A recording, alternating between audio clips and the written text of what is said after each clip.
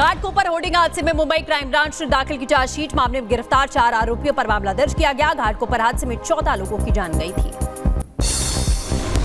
जयपुर थप्पड़ कांड में क्रू मेंबर ने सीआईएसएफ जवान पर अभद्र कमेंट करने का आरोप लगाया। बोली, मैंने गुस्से में खोया मानसिक संतुलन। सीआईएसएफ पर पूरा सीसीटीवी नहीं देने का भी आरोप लगाया।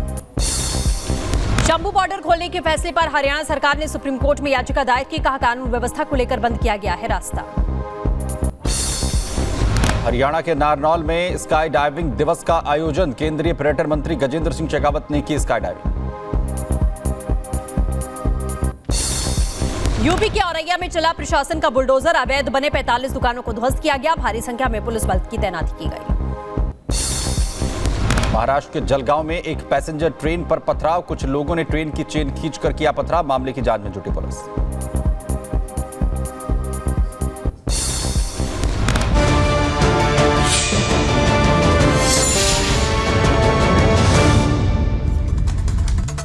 और इस बीच बड़ी खबर आपको बता दें, मध्य प्रदेश में बीजेपी ने उपचुनाव जीता। जी हां, अमरवाड़ा सीट पर बीजेपी ने 3252 वोटों से इस सीट को जीत लिया है। आपको बता दें, कमलनाथ की गढ़, कमलनाथ के केंद्र छिंदवाड़ा में ये सेंध लगाई है बीजेपी ने। बड़ी खबर आपको बता रहे हैं, आज पूरे देश भर की अगर बात करें तो 7 राज्यों में 13 विधानसभा सीटों के उपचुनाव पर नतीजे आने थे और लगातार सुबह से ही गिनती उन चुनावों की चल रही थी। आपको बता दें, इसी बीच मध्य प्रदेश के अमरवाड़ा की अगर बात करें तो इस सीट पर बीजेपी ने जीत दर्ज कर ली है। 3252 वोटों से बीजेपी प्रत्याशी ने जीत दर्ज की है। बड़ी खबर मध्य प्रदेश से, जहां पर एक ही सीट पर उपचुनाव हो रहा था। देश भर में 7 राज्यों में 13 सीटों पर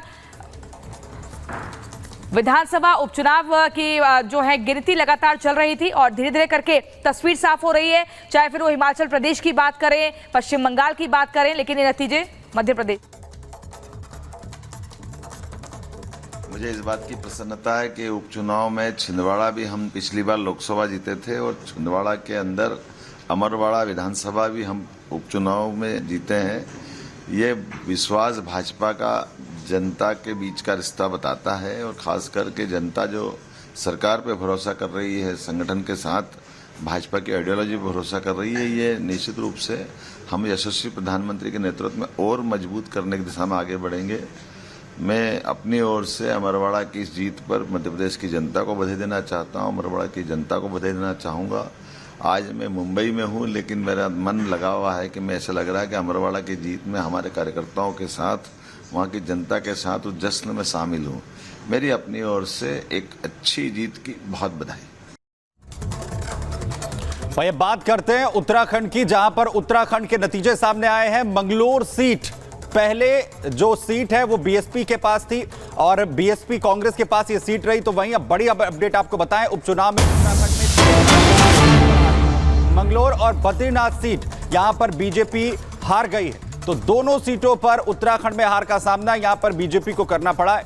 मंगलौर और बद्रीनाथ सीट यहां पर बीजेपी हार गई है। तो उपचुनाव के नतीजे उत्तराखंड के हम आपको बता रहे हैं। 2 सीटों पर उपचुनाव यहां पर हुआ जिसमें बीजेपी को हार का सामना करना पड़ा है। दोनों सीटें बीजेपी ने यहां गंवा दी हैं।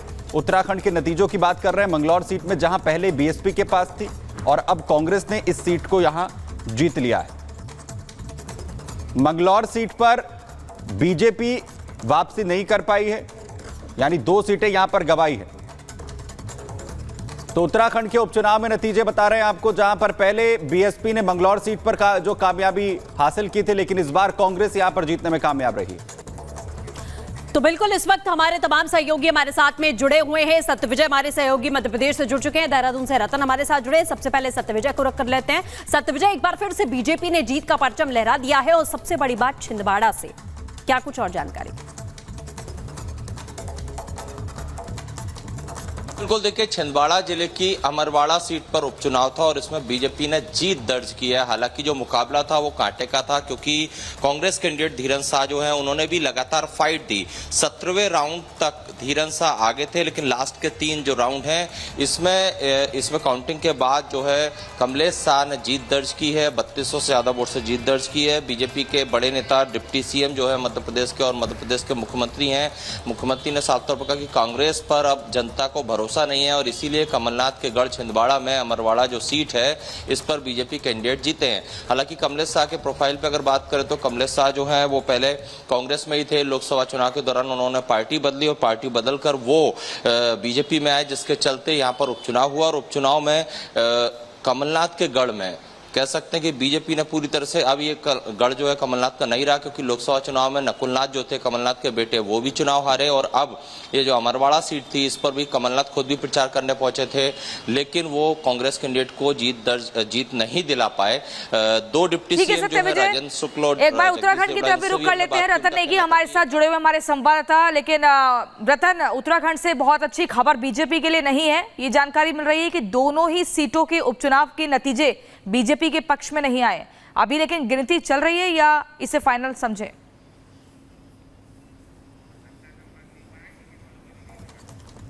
तो रतन के बाद हम यहां पर चलेंगे, संपर्क नहीं हो रहा है। वहीं बड़ी खबर आपको बताएं, मध्य प्रदेश में जहां बीजेपी की जीत पर डिप्टी सीएम राजेंद्र शुक्ला ने कहा है कि सुशासन की जीत हुई है। यह सुशासन की जीत का संदेश है, कांग्रेस को आत्ममंथन करने की यहां जरूरत है, ये कहते हुए डिप्टी सीएम नजर आए हैं। तो बीजेपी ने मध्य प्रदेश में उपचुनाव में जीत हासिल की है, जिस पर डिप्टी सीएम राजेंद्र शुक्ला ने कहा है कि यह बड़ा मैसेज है।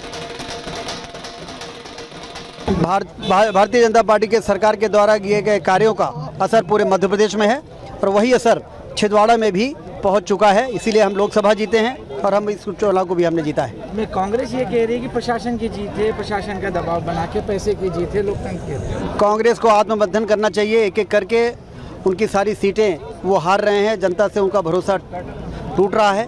उसके बाद भी वो वास्तविकता को खोजने के बजाय ईवीएम पर दोष देते हैं। जब चुनाव जीत जाते हैं तो प्रमाण पत्र लेके और धीरे से निकल जाते हैं और जब हार जाते हैं तो ईवीएम को दोष देने लगते हैं। उनको आत्ममंथन करना चाहिए।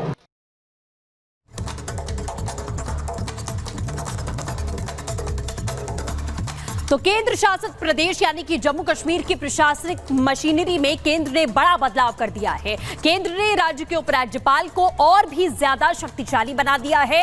राज्य में सरकार गठन के बाद भी अहम मामलों में एलजी की मंजूरी बेहद जरूरी होगी। आपको दिखाते हैं इस रिपोर्ट में।